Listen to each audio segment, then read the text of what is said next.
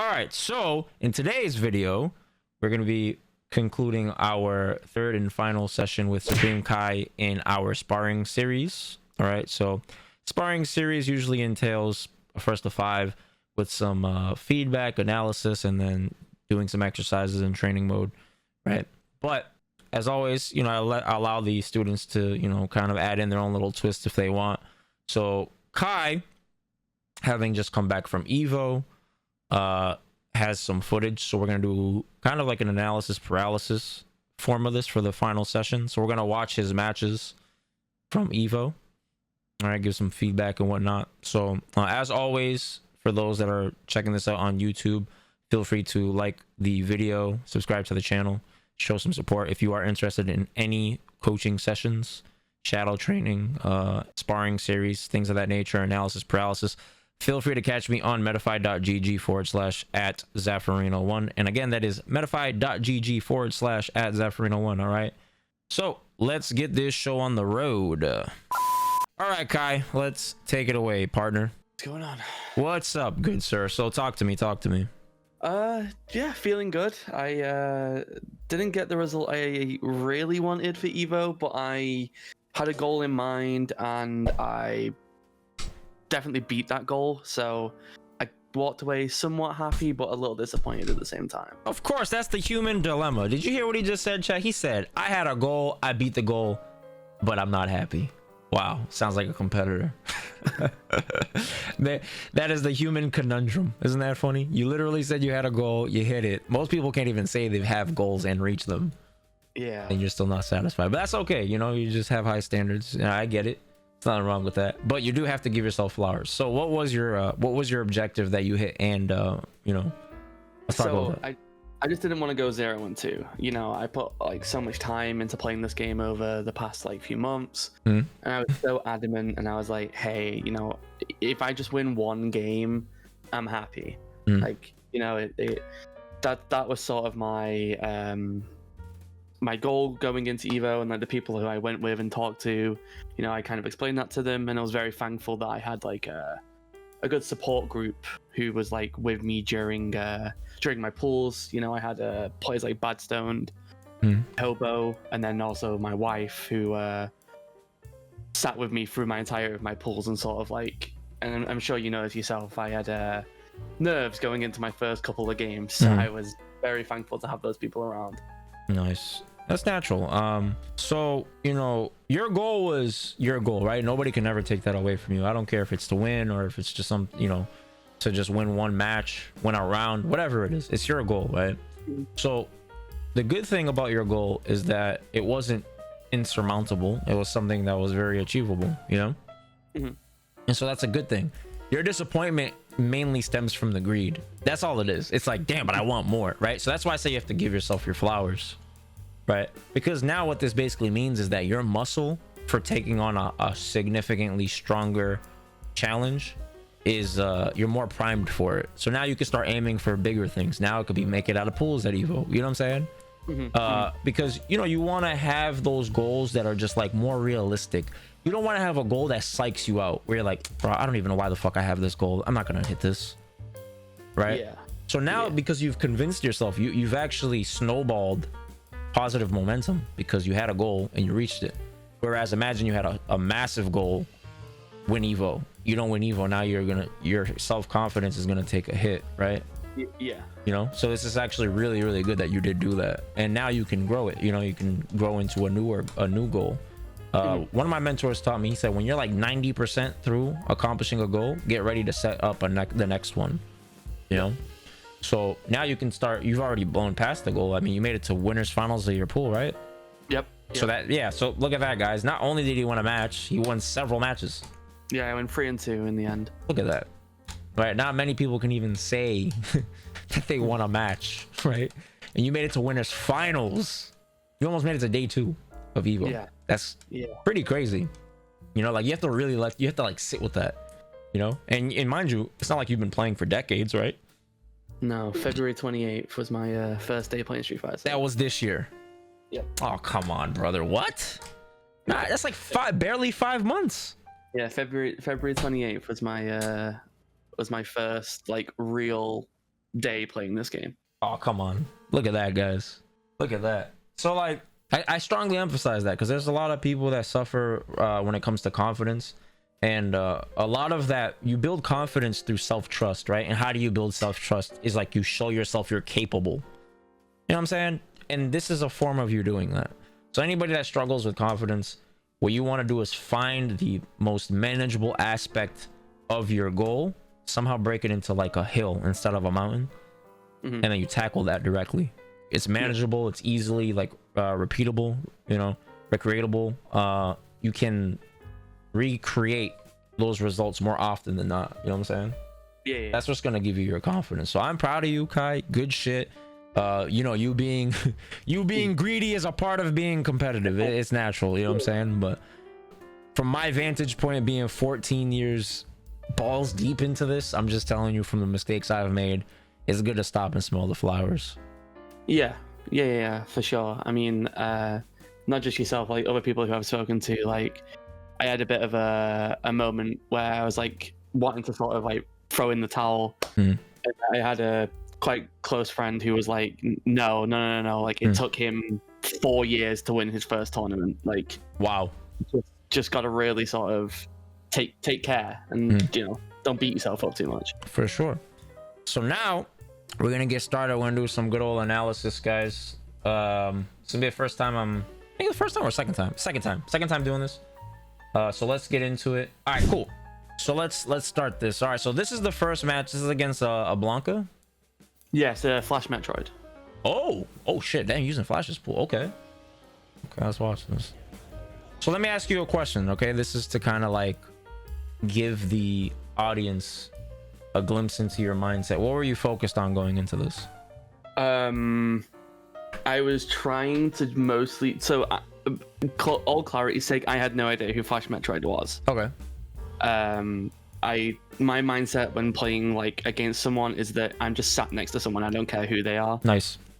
And it wasn't until afterwards that I found out who they were, and you know that they are like an OG. So my goal was to kind of Blanca's cards that I'm struggling with at the moment. I mean, I just lost $100 at the weekend to a Blanca money match. Oh shit. And yeah, I just didn't want to get destroyed, I guess is the best way to look at it. I really suck dealing with Blanca, and it's something that I'm labbing right now. So it was mostly just don't get destroyed, don't get myself bullied by the Blanca madness. Okay. All right. Well, this is the thing. You are at an infancy stage with this matchup, right? Like maybe other matchups you're more comfortable with, you're more mature, but in your vocabulary, the way you're speaking, a lot of your focus is negatively motivated. Don't do this, right? Don't do that. Avoid this, right? So we have to twist that. We have to redirect that energy into something that is more positive centric, right? Yep. Because your brain doesn't really register negatives. It just focuses on what it focuses on.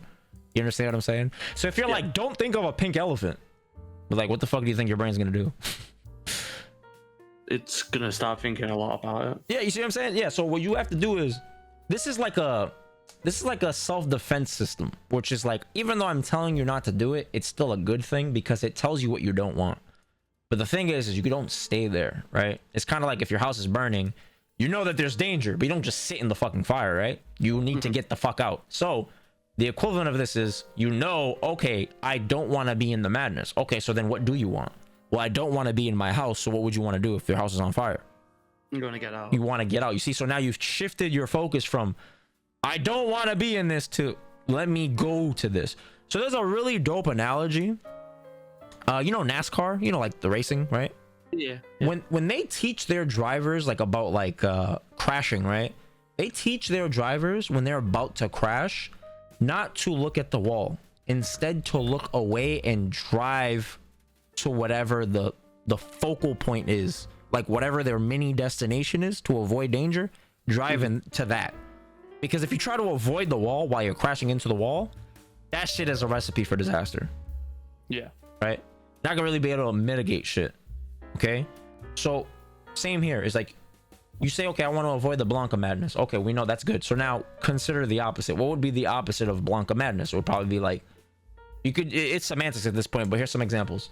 You know, mitigate his chances of starting his madness. Okay, see how that sounds a lot more like understandable. Like, okay, you're painting a picture now, right? Because you could be avoiding Blanca's madness, but then doing other really bad shit like cornering yourself, right? Yep. But instead, okay, here's another one. Play my own game. Force Blanca to play slow. You see how many different ways I've said the same thing, but they all feel more empowering, right? Yeah. So your language is very important. Whenever you catch yourself saying things, it's like a reflection of your belief system.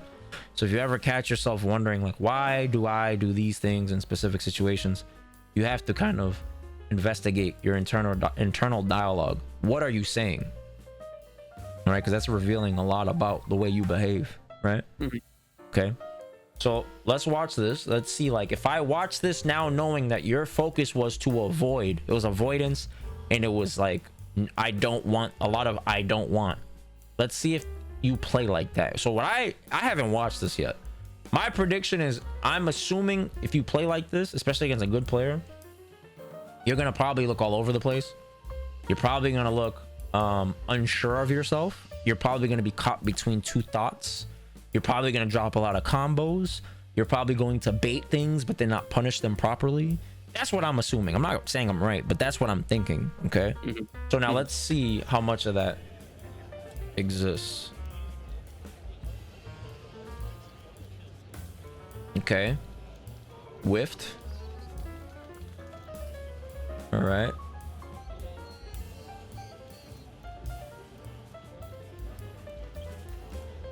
Okay, there's a lot of jumping, so I'm already seeing that there's this like discomfort on your part. Whiffing a lot, low on drive gauge, you burn yourself out.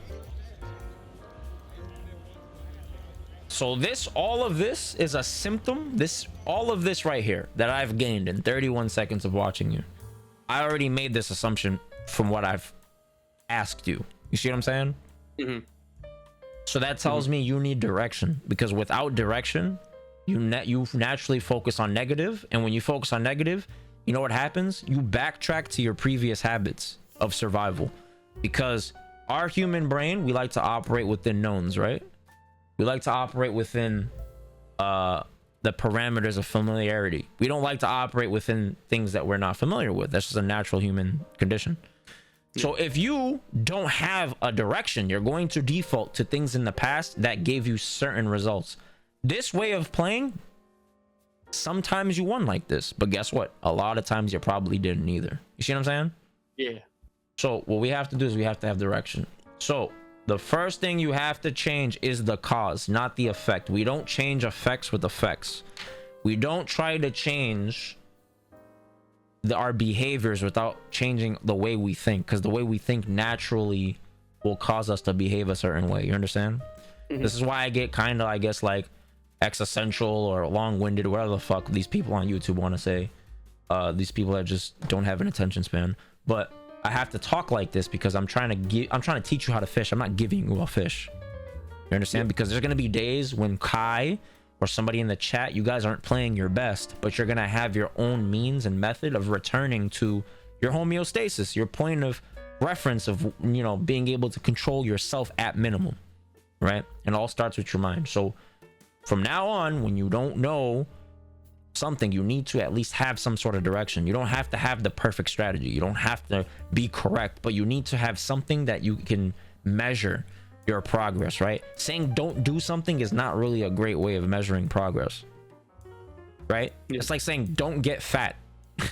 All right, does that mean you're healthy? No, because you could still be eating like shit, right? You could be an alcoholic, you could be doing drugs, right? But hey, guess what? I'm not fat. Am I healthy? Right? But as opposed to that, say, yo, be healthy. All right, and then now you have all these things that entail that, right? You understand the behaviors that support that and contradict that. That's why direction and strategy is important, so you could trim out a lot of fat, right? Make sense so far? Okay. Remember too, anytime you want to interrupt me, okay?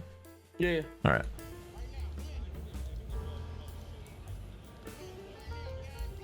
Okay, this is Okay, big move immediately. All right. Okay.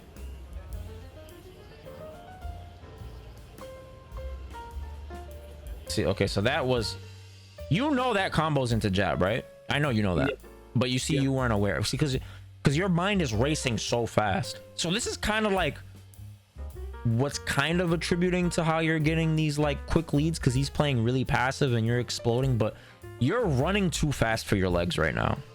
So imagine your legs are only designed to go 20 miles an hour. You're trying to run 25 miles an hour. Yeah. You know what I'm saying? So like you're kind of wobbling right now. So you might get a little bit of success, but you're probably gonna lose this round because you're already showing signs of not being in control. You see what I'm saying? You're already showing signs of playing a little bit too fast for the vehicle. You know, your muscles aren't there yet. You're trying to bench press 225 and you haven't even been able to bench press 135 yet. Yeah. Right? It's progressive overload, basically. You want to slowly stack up the weights, right? But you're trying to go a little too fast. Why? Because you want to win, obviously. So this is what happens. Okay. Yeah, immediately responding at the end of block stun. Okay. All right. Okay. You definitely could have killed without that. Right? Because remember, this is -6. All right. So you could start off, and I don't know what her 6-frame launcher would be, or like a starter. It's light jab. Light jab? Yeah, that's all I get. That's all you get with Marisa? Yep. Marisa's light jab is 6, medium 7.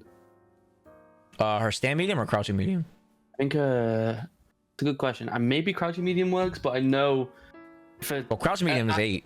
So at the moment, my brain was like, I know that light Gladius works. Okay. All right. So then you get what? Crouch jab, which is naturally +3 on hit. So you'd get crouch jab into stand medium punch, right? So is stand medium punch the target combo? Yeah. All right. So that at least you get that, and then you could DRC it, right, or whatever, and then you can cancel into probably like level 1, level 2, and then kill. Right. But it was in the moment, it was very much like what I knew worked at that exact moment. So then what that tells me is you haven't been training right. You see what I'm saying? Because your play is reflective of how you're training. So if you didn't know, that means, how did you not know this? You see what I'm saying? That's how you got to think. Right. So that's immediately something that right off rip we can work on. It's like, okay, I'm not optimizing this.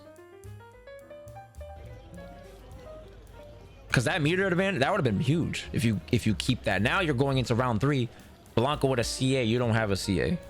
Now you're not a nuclear bomb anymore. That's the second time you've done drive rush. So if you had direction, and you know you're playing against a player that's more perceptive, a player that's actually paying attention to you, you would know, it's probably not worth it me doing this again. But you're just, again, you're running too fast. All right. So maybe instead of doing the drive rush, maybe do Superman punch, right? Or maybe just walk up and take the space, and now you're in range of your buttons, right? Because now look what happens. Now you gotta deal with this. Oh, okay. All right. So that's a mistake too. So whenever we watch replays, we want to ask ourselves, what hit us, when did it hit us, and why did it hit us? Okay, so what hit you here? Let's find out. All right, you got hit by this. Okay, where?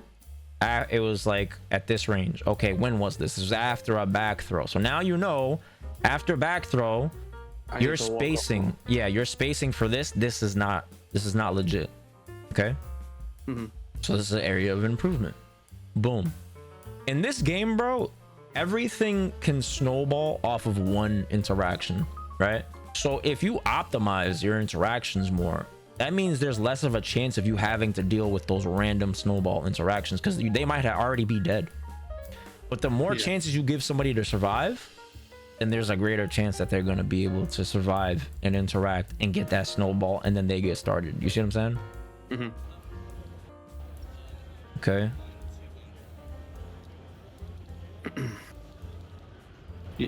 I mean, with Marisa, it's very much just you need 3 good interactions and it's kind of game over. Yeah. But see, because you're so forceful, right? You're not really playing with power. Power is like you lean on your opponent, right? You're allowing them to play to a degree, so that way you can be effective with your decisions. But you're trying to play with force. You're trying to cram answers on the screen. You know what I'm saying? And not really care about if they're accurate or not. You're just guessing. This is not a stable way of playing. You know what I'm saying? So if you played like this, right? In EVO, 10 EVOs in a row, you're not going to always get to winners finals of your pool. And that's not good if you think about that. We don't want that to happen, right? Because imagine that, how much frustration that breeds. You're like, yo, I made it to EVO. I made it to winners finals last year. But imagine in 2025, Kai doesn't make it that far. You know how much you'll be beating the shit out of yourself? Yeah. You see what I'm saying? Yeah, I wouldn't be the happiest. You wouldn't be happy. So, but because you got me here to tell you, hey, you got to clean this up, right? Like we pat ourselves on the back, cool, but we still have to raise our floor, because our floor makes sure that even if we're playing at our worst, right, we're still able to beat a player's best. You understand? That's what you're trying to elevate. You keep working on improving your ceiling. That's not stable, because you're not always going to play your best, right?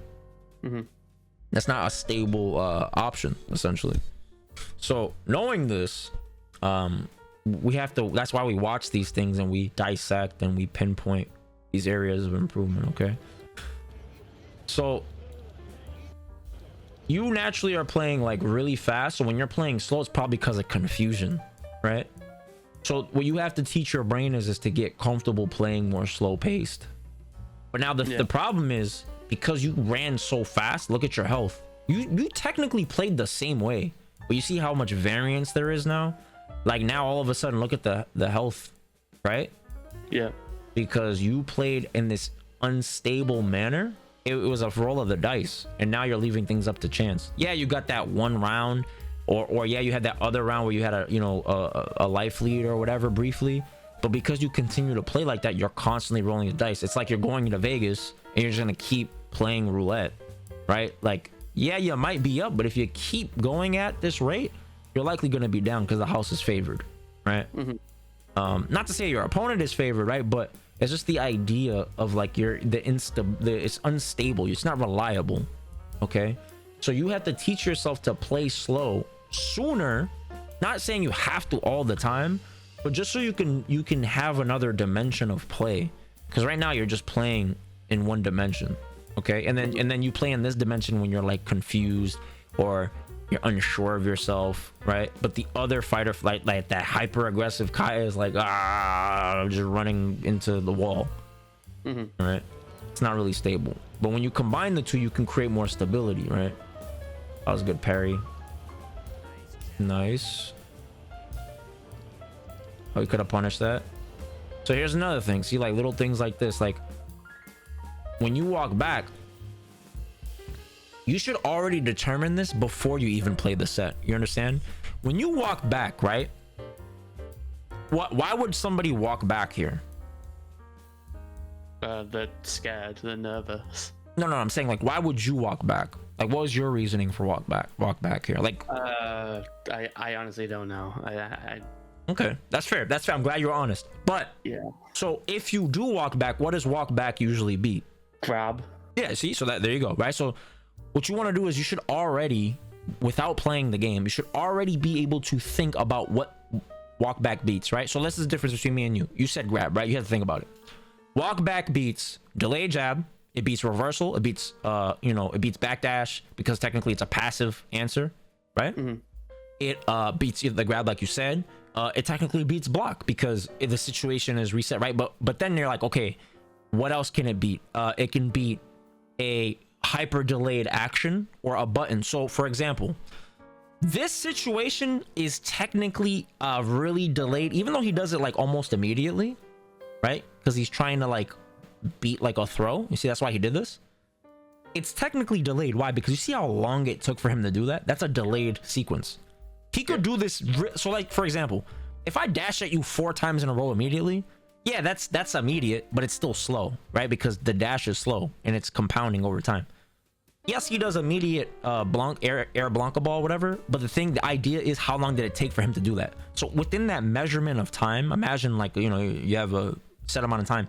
You can basically say this is really slow in comparison to the other answers, which would have been like immediate throw, button, reversal, right? This is really slow. So something like this shimmy would beat this. And now this is why people don't punish Blanca ball, because when they shimmy, they don't think about shimmy beating this. They think of shimmy beating throw. You see what I'm saying? Mm-hmm. But because you walked back so much, look, he whiffed, right? He whiffed, and then it didn't hit you, and you could have punished that. But mentally, you didn't already have that in your mind. You didn't have that in your arsenal of solutions. Okay, so this is how you become more deliberate about these things. You have to identify all of your options, all of these decisions that you make. What do they counter? And then you also have to fine tune it to the character, because not every character has a Blanca ball, right? So I don't have to think about this shit with JP, right? But you do have to think about it with Blanca. You see what I'm saying? So this is something you should already be aware of. When you shimmy, you should already know that this is an option that could happen, and this beats that, right? And I guess in this case, would you say I would like stand jab, or is it too? No, you could stand jab it. You could stand jab it for sure. You could stand jab it. Maybe even medium punch it, because I don't know what the recovery is exactly. I can look this up really quick. Air Blanca ball has 17 frames of recovery on OD. OD is 15. Because I think he OD'd Blanca ball, if I remember rightly. Yeah, so that's it's 17 regular, 15 for OD. Right. Yeah, he did OD, which is pretty good. So when you punish moves like this, you don't wait. You already visually see it, and you're like, well, I already know. So think of it like a telegraph. If I see him jump back, I already know Blanca ball's coming. I've already practiced this. I already know the timing. I don't have to wait. I should already have the timing. That's the problem people have when they punish shit, is they wait for the character to stop moving. It's too late then. You should already time it so that this whiffs, and if it hits you, you would block it anyways. But if it whiffs, your button comes out and hits him. It's like an option select. Okay. Makes sense. Okay. So what happened here? Okay, yeah, see, so this is showing me that this is like stuff that you've never labbed this, right? No, but in all honesty's sake, I didn't lab Blanca before like maybe 2 or 3 days ago. But even then, even then, I'm just saying fundamentally, because you could remove the skin, right? Pretend this is just like a skeleton. It doesn't matter the character. This situation, I don't think you've ever labbed of you air to airing somebody. Right? Because if you did, then you wouldn't matter the character, because you would have been like, oh yeah, this is the same situation regardless of the character. You see what I'm saying? The only thing that's throwing you off is because it's Blanca, and it happened in a situation that you again didn't really account for, right? But this situation, you've hit people like this in games, I can promise you that, but you probably haven't labbed it. So which is why you see the way you train is the way you play. That's why you did this, because this is a situation you probably haven't labbed. Yeah. You know what I'm saying? So these moments, this is the raising of the floor. When you see your freestyling shit, yo, do I even genuinely know what I'm doing? That's what you gotta work on. And we all do it. All the top players do this. We're like, we freestyle shit, and then we're like, okay, if it worked, great, but yo, was that really the best solution? Even if it worked or didn't work, that's when you increase your stability as a player. Right? It's these moments. It's not the flashy combos and all. Nah, it's these random moments like this. It's their decision making, especially revolving around meter, and then it's like in these particular moments where these strange scramble things happen, things that you might not have practiced. You build them up like little building blocks.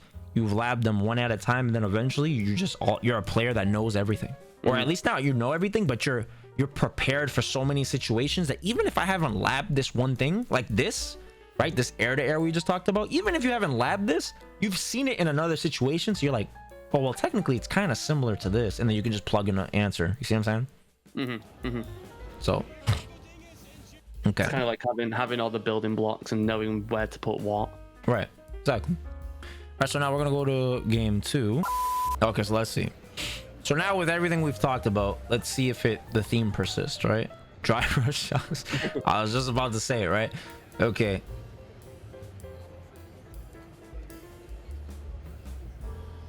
Also didn't go for the safe jump there. I fucked up. Okay, so now here's some fundamental shit. So upon this, you know, you've established this, right? And then you just chill and you see he's doing this and he does it again. This is telling you he's not comfortable. It tells you he's preemptive, proactive. He's just trying to do shit. He's not really trying to interpret your offense, right? Even though he's up. Okay, he's just kind of throwing options out there. So it's possible you could just kind of let him hang himself, right? Which is basically what happens here. So when you do this and he blocks, you know that he's kind of in that mode. So I wouldn't even move first, especially when you're negative, because you can't afford to, right? You're technically negative here, right? So you can't really like commit to anything crazy. So you might as well let him show or reveal himself, right? Mm-hmm. So in these type of situations, when blocks done resolves, it's not a bad idea to just let them show their option and just be prepared to perfect parry the longest range option, which is likely going to be some sort of horizontal attack, right? Mm-hmm. So if this range gets created between the two of you, right? You know, like if you think, you got to think of options. You should always think of options here, right? Simply blocking would cancel out everything that you can do. What can you do here? What could he possibly do here? Can't do anything. No. Right? Like, yeah, you could drive rush, but you still have the flexibility to be able to move because you're blocking. Because remember, you can cancel at any moment while you're blocking. But if you commit to a button or a special or a dash or a jump, you can't cancel it right away. You have to go through recovery, right? Mm-hmm. Well, jump technically you can cancel it, but obviously you'd want to cancel your button late when you're coming down so you can hit them, right? But the point stands, like, you have more flexibility when you're doing nothing. All right, so it's good to let him reveal himself and show you what his intentions are at these type of ranges, especially when he just showed you that he gave you that information. Players at your MR, at your skill range, right, your experience level, you're not really, you don't know how to perceive things yet. So when you're given information, it doesn't matter to you as much as it would to me, because I know what to do with it. You don't really know what to do with it, right? Mm-hmm. Everything kind of everything gets muddied and matters equally. But in war, you don't have to win every battle. You just got to win the right ones. See? So it's worth you allowing him to reveal himself, because look at your life advantage, the positioning advantage. He's pretty low on drive gauge, right? So it's okay if you just kind of let him reveal himself, right? So what you could do is, in that situation, when you push yourself back after this gladius, you can go into this observation mode and you essentially look for the fastest horizontal option, because everything else you'll be able to just block. So the two fastest options, we go off of the system. Number one is drive rush, right? Mm-hmm. And then fundamentally you have jump, but that's really slow. So that's like 40 frames, right? It's really like 30, maybe like 30 to 32 when they're at the apex of their jump, which is like right around, you know, up here or whatever, right? As they're coming down to strike you. Mm-hmm. But ideally, we'll say it's those two things, right? But then you have character specific shit. So now you have specific things to Blanca that you have to be aware of. So what does Blanca have that goes really fast across the screen? It's Blanca ball. Blanca ball or the slide. Right. So if like I push myself to this range, you should already know from experience slide and Blanca ball. But guess what? If you down back, you're already covering this, right? If you go ass to grass, you're covering this approach with Blanca ball. Mm-hmm. Okay, so then we don't have to worry about this. All right, so then what you could do is you could down back and then you only look for the Blanca ball and then you perfect parry it. Or if you see drive rush, you could perfect parry it or something like that, right? Or you can check it, whatever you want. Okay. Mm-hmm. You have to create like an order of operations in your brain at these ranges so you can simplify the game. All right. Not everything matters equally.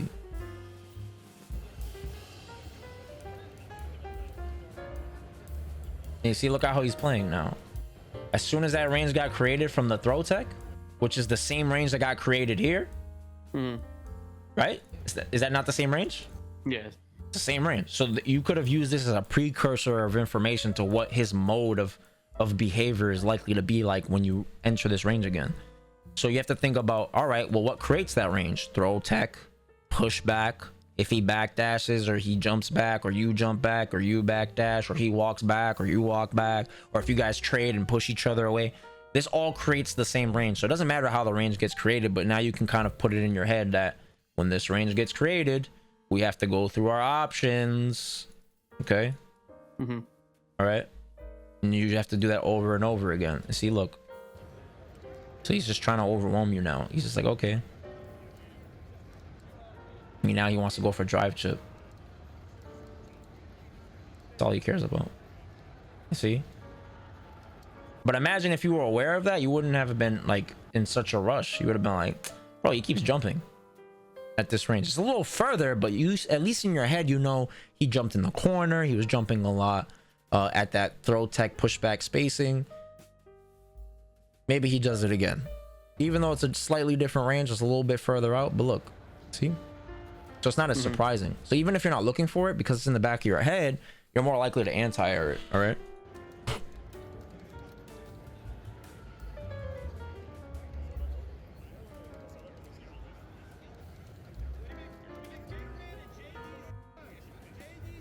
Dry rush? No. Okay, different. All right. You got punished 3 times in a row. Makes sense. About time, right?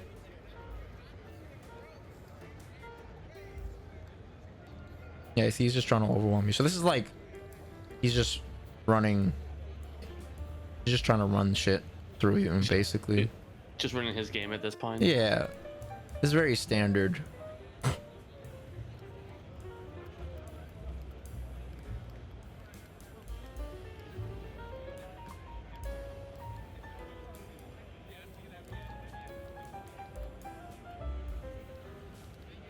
So the key to like not getting overwhelmed in like situations like this is, again, the order of operations, simplification. You have to generalize. It makes the game way easier. If you treat every situation like it's the first time you've ever been in it, you're not gonna get good at fighting games. Fighting games are way too brutal nowadays to be playing like that. All right.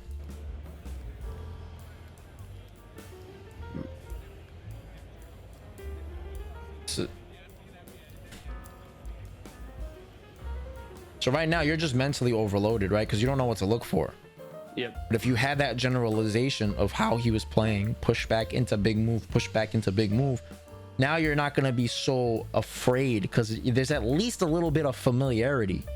You know what I'm saying? So even if you fuck up, you don't have the execution because you haven't practiced punishing somebody like that, it's not the end of the world, right? Because you're like, well, at least I was correct in my decision. The execution of it is another part of it, but that's something you can work on.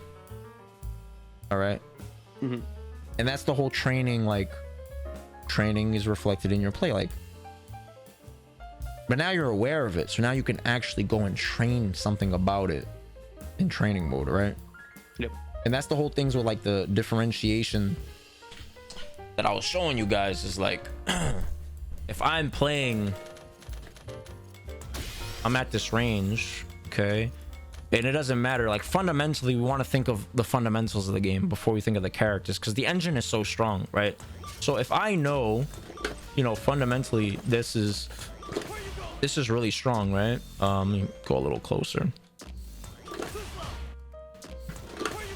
Right, we got this, okay, and then we also got, let's do another one, jump, okay, and then let's do another one. We got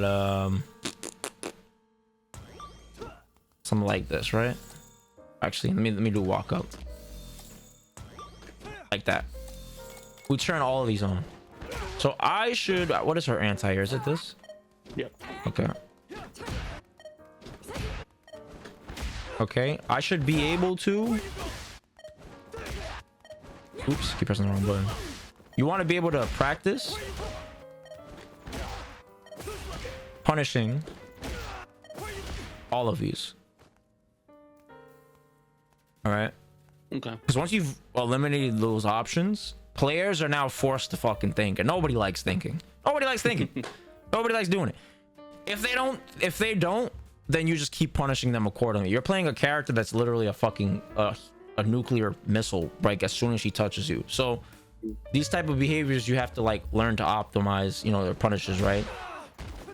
And then you by doing so, it reduces those interactions that we talked about. Because if you get 3 clean hits, you can end a round. Whereas if you're punishing with like these small, you know, options, it's gonna be like 6-7 interactions with a character that doesn't have good defense, right? And your neutral's not really the greatest. So it's like you have to make the hits count, because those opportunities don't really come often against the better players, right? But the players that are not great, they literally are playing at these ape speeds, right? And they're doing what you were doing, which is they're running too fast. It's just they haven't played a player that punishes them for it, because both players are usually playing at the same rank, right? So you're playing another player that's equally not as ready, right? And then they suffer just like you would. So then it's the roulette, it's the gamble, right? Sometimes you beat them, sometimes they beat you, and then you feel that up and down. Damn, sometimes I think I'm so good, and then oh man, the other days I'm not, right? So this task of like practicing differentiation is really, really good, okay? To help slow down the game and generalize it. Because remember, this is Luke clearly on the screen, right? But Blanca could do the same thing, right? So imagine you practice this so much, you don't even have to fucking think about that part of the game. And that's the most important part of the game. See, like you want to learn the engine and then the character matchups, right? Because the drive rush is just so strong. Yeah. All right. Okay, so now let's watch the final match. So context for this match, this was the guy I played round 1, so this hurts a little bit more. Oh, so this is the dude you lost to. Oh shit. Okay. Yeah, I beat him round 1, and then yeah. Oh, you beat him in round. Oh yeah, because you get to win his finals. Damn. Yeah, I beat him round 1. He got to lose his finals, and then he beat me. Okay. Damn. Okay, so this stings extra hard. All right. Okay.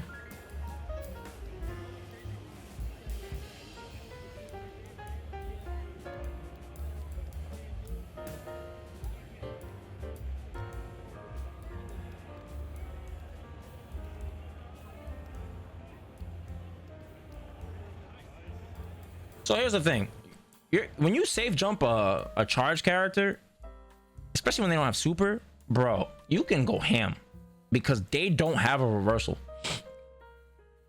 you know, because they have to block you standing. You understand? So the second that he blocks your safe jump right here, you don't have to go for this medium punch. You can throw him, which gives you the most information. Throws give you the most information, guys. Like, because if you throw somebody, you know, right? If I throw this character in front of me, I know. Oh, he pressed the button because he got counter hit, right? We clearly saw the counter hit right there, you know, on the left side of the screen, right? I'm like, oh, okay, he was pressing a button.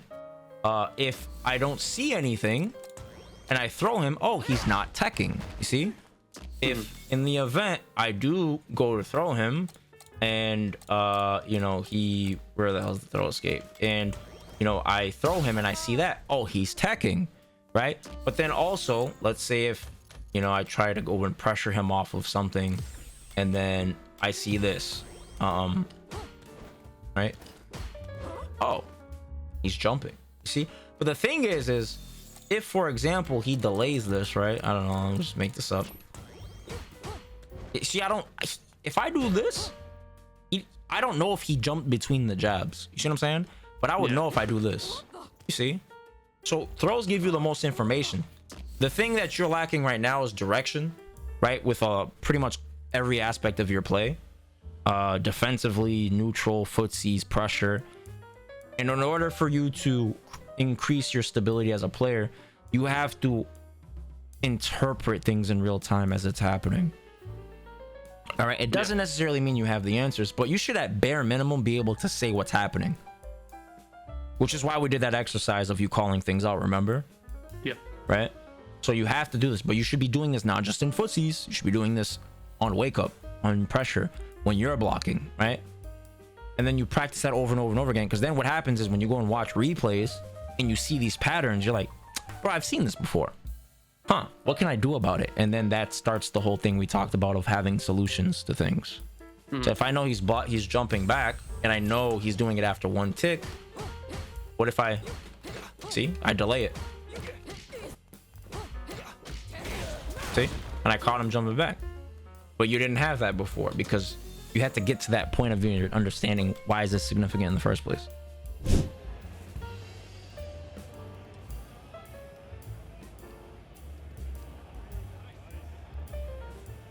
Okay, so you're relying on a lot of big moves, a lot of specials.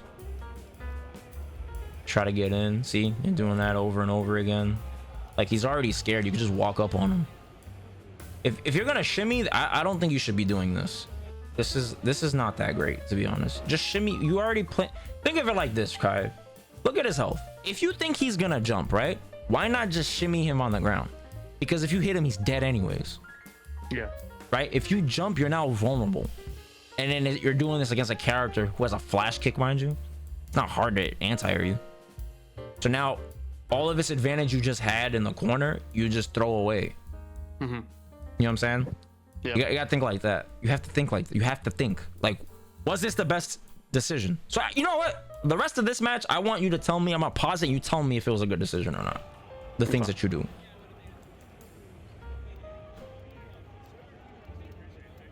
Okay, nice.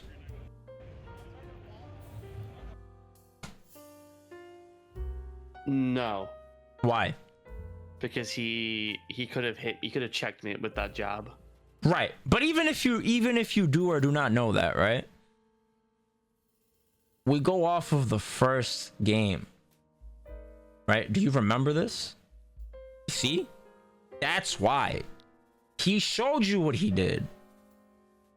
The same thing you did against Flash with the 3 rounds in a row of drive rushing. He just did the same thing to you. Where he showed you, but you didn't interpret it at all. You see what I'm saying? So what was the point of that? Yeah, you hit him, but you see how that's not stable? Yeah. Right? Yeah. So these are the moments where people get rewarded for poor decisions. Because he literally tells you he's trying to check you. Or stop you from progressing horizontally, right? Because usually if somebody tries to like bait you, they usually just jab once, but he's jabbing twice. Like, why the fuck is he jabbing twice? Okay, so even in the event, like, yeah, okay, maybe he is trying to bait you with 2 jabs before he throws a fireball. You drive rushing, you could still get hit by that second jab. Yeah. Or he throws out fireball or something like that. Yeah, you know what I'm saying? Like, again, why? Good decision? No. Why? Because I ended up getting flash kicked at the end. And Right. I lost all my pressure. So what could you have done there? Back down, walked back. Yep. Just blocked. EX Superman, EX Gladius would have beaten flash kick. Right. You see, but regardless, you're doing this because you think he's gonna throw, right? So then you wouldn't want to EX Gladius because you get thrown. See, that's how you got to think of things. Like, all right, if I think he's gonna do this, what are my options? And then you go through every option and ask yourself, does it make sense? Gladius wouldn't make sense. Yeah, you could have done Gladius, but it didn't make sense here because you thought he was gonna throw. Because he would have thrown you out of Gladius. You see what I'm saying? Those are the contradictions that I'm talking about. Even though you did not do that, you see how that was an option in your head? Yeah. So that means you didn't thoroughly investigate it yet, but that's the point of us having this conversation.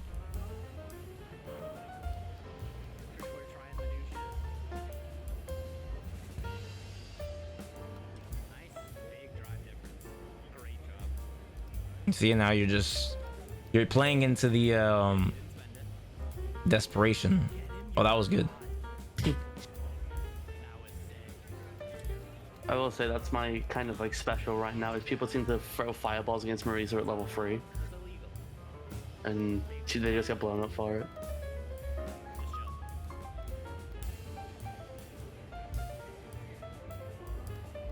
Yeah, you could have just chipped him out. No. Bad decision. Yeah, because you could have level 2, you could have level 1. Yeah, you got a neutral jump, you could have do whatever the fuck you wanted.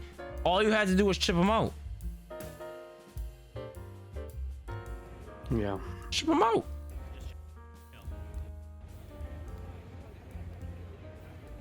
You do EX? If you do EX, he's dead. Yeah. Right? Okay, so next. So now game 2.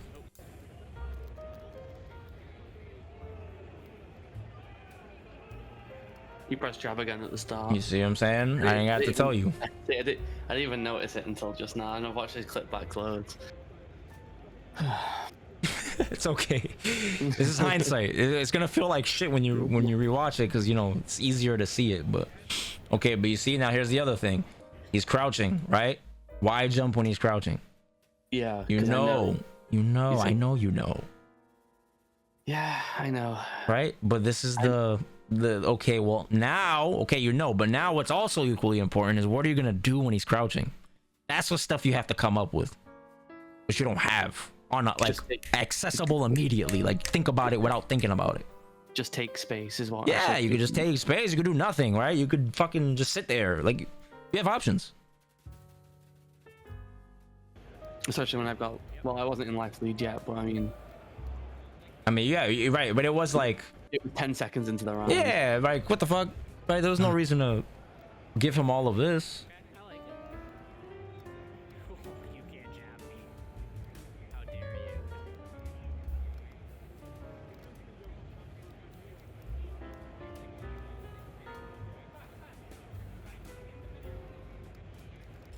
I dropped the combo. You burned yourself out. That's fine. We missed a combo. Yeah, you gotta slow down. Burning yourself out for that desperation, which if it hit him, it wouldn't even have killed him. It doesn't make sense either. Mm-hmm. Right. That's fine. We missed a combo.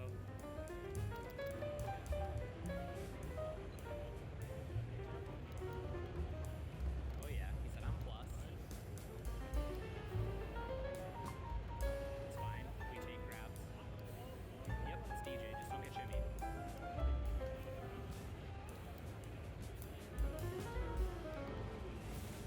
Yeah. Hmm. He's not plus.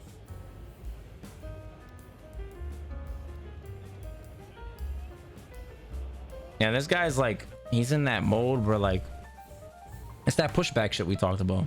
See? Like this range, Yeah. that's how you can mitigate a lot of your losses, is if you understand people just want to go in, people just want to do shit, people just want to throw things at you. So you just have to be that much sharper than them and be faster than them, or just let them exhaust themselves. So you don't have to just beat them one way by being like super passive. You can beat them being aggressive, but you just have to make sure you're fucking like sharper, you're quicker, more, you know what I'm saying, more to the point. Like this type of guy, because he waited, he didn't immediately act, right? This is the type of guy that you could wait and then just jump. Yeah. Right? Like you can just wait on purpose and then just jump because he's seeing you. Or what you could do is you could just jab and then fucking buffer super after during your jab, right? Because you know he's gonna do something. Like those are the moments where you can make those comebacks. Because when you're down on life, you have to make big reads when you're down like this much, right? But you see, this is how he flash kicked you, because look what happened. Look what the spacing. What do you talk about? You see? Yeah. And look. You're still alive. Level 3. I knew it. Good shit. Okay, do we do the dark arts? Do we respect the level 3? What's the plan? Okay. Ah, you see but that's the freestyle shit I'm talking about. Like, why did you do that? What was the point of this? I don't know. I thought I had him splatted on the wall long enough for me to get the back face command grab, but the wall splat didn't happen because Because he was airborne. Yeah. Because my brain had forgotten that drive rush, crouch, medium punch into the eye doesn't work anymore. Yeah, so in those moments, you just have to just relax for a second. But this is the speed shit we talked about. You're just running. You're just running and running, and your legs are like, you haven't got those muscles yet. You're not Usain Bolt yet, Kai. You gotta We gotta go through training camp, right? We gotta go through Olympic trials and shit like that. But you're just trying to run straight into the gold. Like, nah, you gotta relax.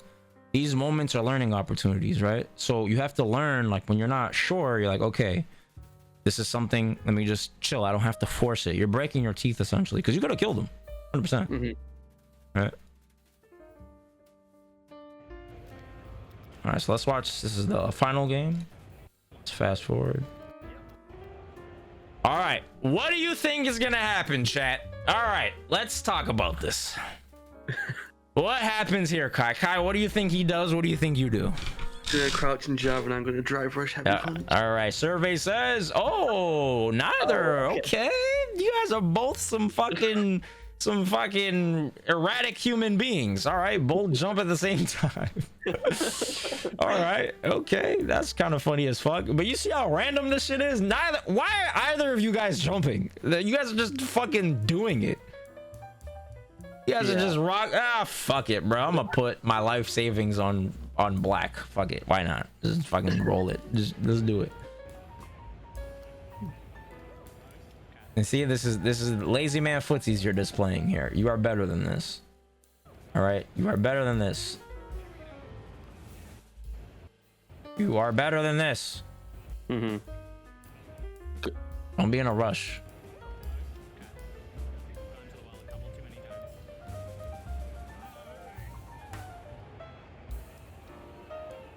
Okay, I rarely read the chat, but Silver says something and I want to correct it.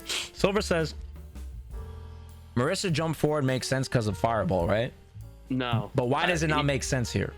He could have flash kicked me if he was crouching. No. Based off of what you know, why does it not make sense? Not because of hypotheticals. Based off of what you've seen, why does it not make sense? It does not make sense to jump against this DJ. Because he's anti-ed me every time. Well, not just because of that, but how has he started the round? Every round. Crouch jabbing. Yes, so he's crouching. You see? So it makes no sense. Right? And he's exhibited when he's crouching and jabbing, he's charging flash kick. Right? So originally when I said, yo, the drive rush makes no sense because he's doing the jabs and he could have interrupted you. His main reason, as we've learned throughout the course of a match, right? Because the idea is when we make these hypotheticals, these predictions, we're not right. But the idea is we're trying to figure out how, like, as quickly as possible to become right, right? So we say, all right, he's jabbing. Maybe he's trying to check, or maybe he's trying to feint or something. And then we find out, oh, in reality, he's really just charging. He's trying to charge so you can flash kick your jump. Right? But you learn that throughout the course of the match, right? So your guesses might not be entirely accurate, but you'll reveal the intentions of the opponent throughout the course of the match, right? So the jump doesn't make sense for Marissa because we already seen that this dude does not throw a fucking fireball at the start of the match. Right?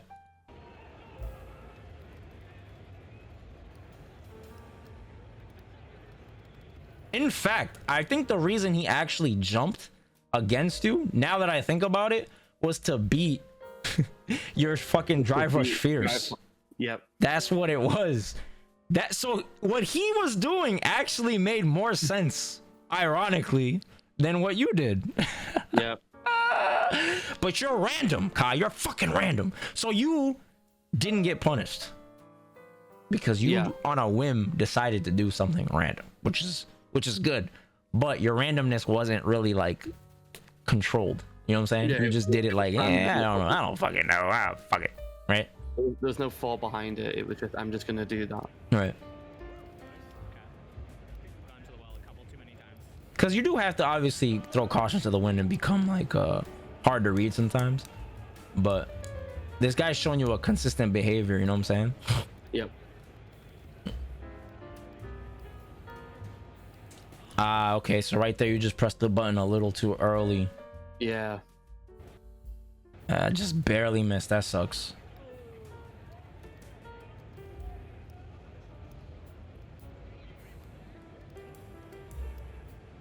Nice. Okay. Yep, that's fine. That's fine. Pressing heavy buttons there gets me killed. Ah, the return.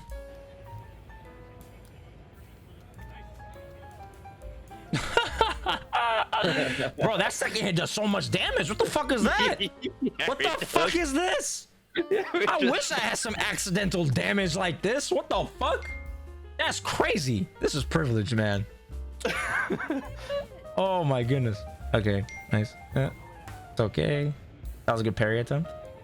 I think you might have been able to punish the Sabat. Crouch jab. Yeah, maybe at least crouch jab. I would have to. I'd have to lob it, but yeah, probably. Eat.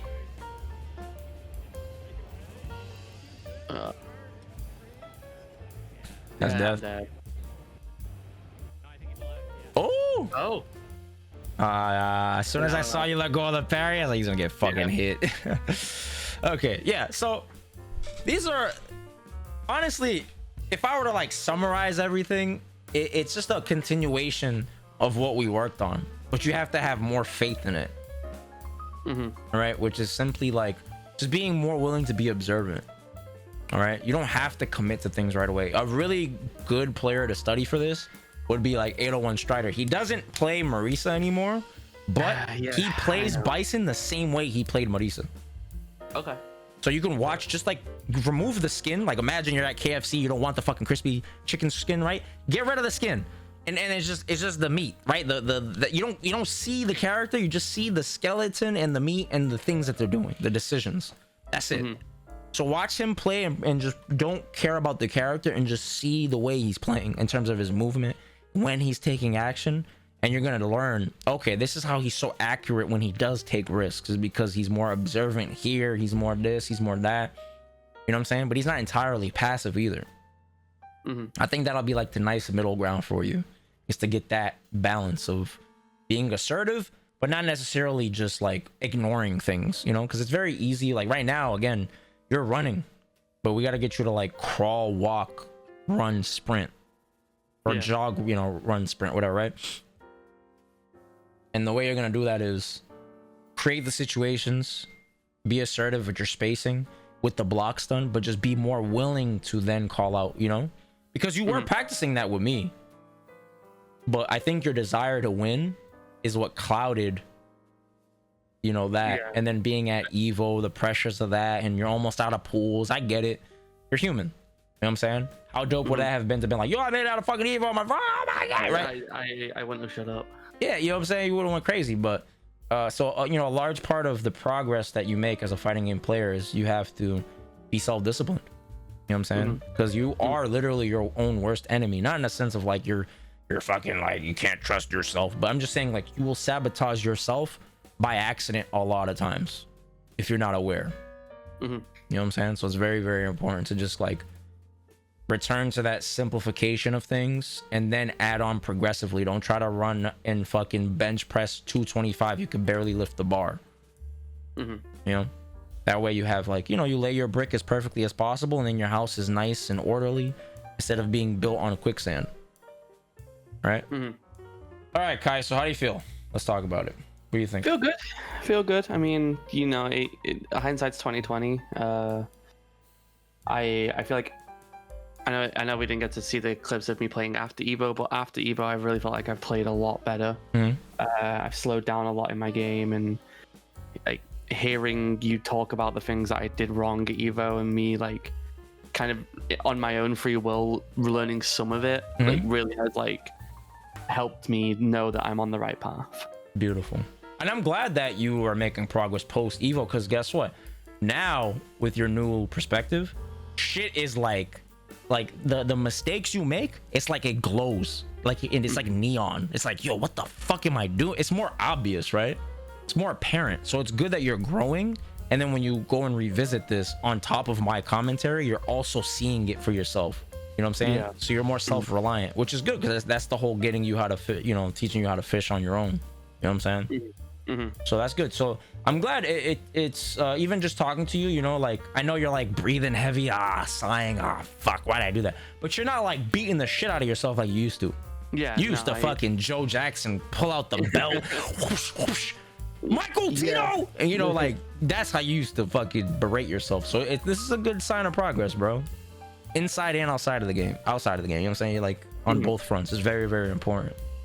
Yeah, I very much like, you know, acquired. I don't want to say acquired the mindset, but I'm very much in the mindset now of it's the Dragon Ball, you know, Goku journey. I'm still at the start. I'm still base Goku right now, and everyone else has been on the path for years and years and years and years and years.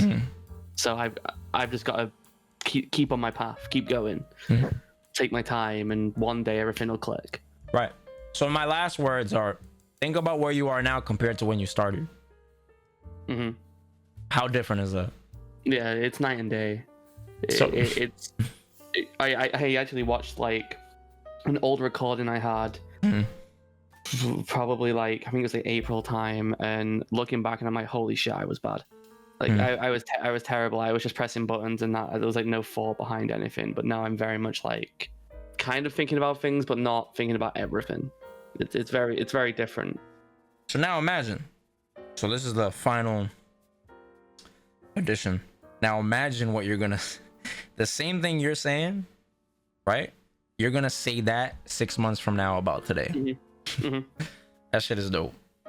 Yeah, and I mean, I have my goals for ECT, and that sort of, if I meet those goals, then I think I'll be very happy with sort of my progress. Word, dope. I'm proud of you, man. I am so proud of you. I am super proud.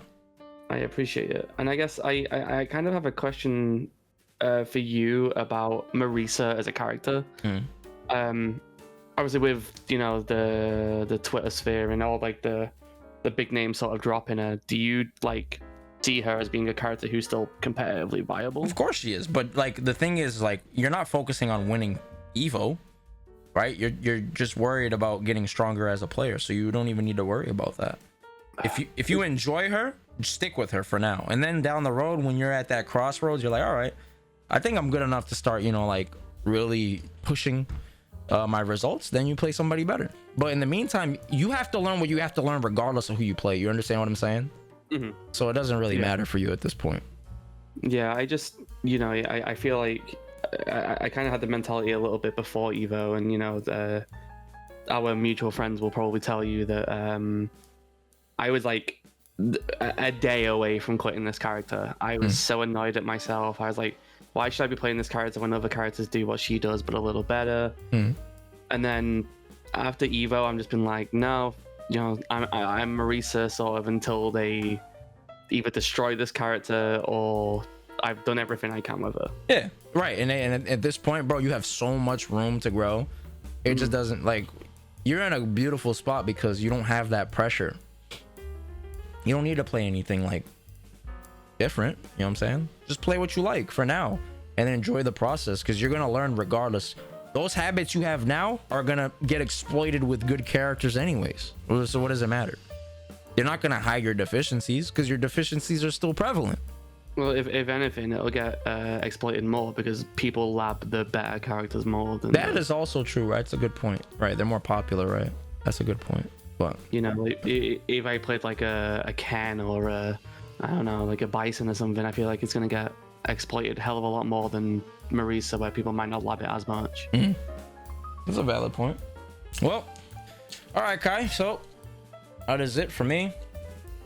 Thank you for you know, just trusting in me, and you know, I'm being open-minded, and I can't stress that part enough. Sure. So, I mean, I can't thank you enough. I mean, God, even like, you know, I wouldn't have thought, you know, April 1st that I would have been going 3-2 at EVO first year, and having all of my experience that I did. Yeah, I still probably would be in like Diamond if it wasn't for, you know, the help that I've had. I appreciate you. Thank you, Kai. You know what I'm saying? Make my heart feel warm, you know. Thank you. So yeah, I appreciate it. You know, and just, you know, just keep coming through. Especially sub Sundays is real good. You know what I'm saying? Get your feedback, whatever. And then if you want to do more private stuff, of course we could do that too. Or not private, but one-on-one, because, you know, we're streaming it obviously. But or anything, whatever, just, you know, hit me up, stay in touch. You know, I'll see you around locals or on the stream or whatever. Of course, I appreciate it. All right, thank you, Kai. I appreciate you. Have a good one. I'll see you on the L stream. I'll see you soon. Bye. All right, peace.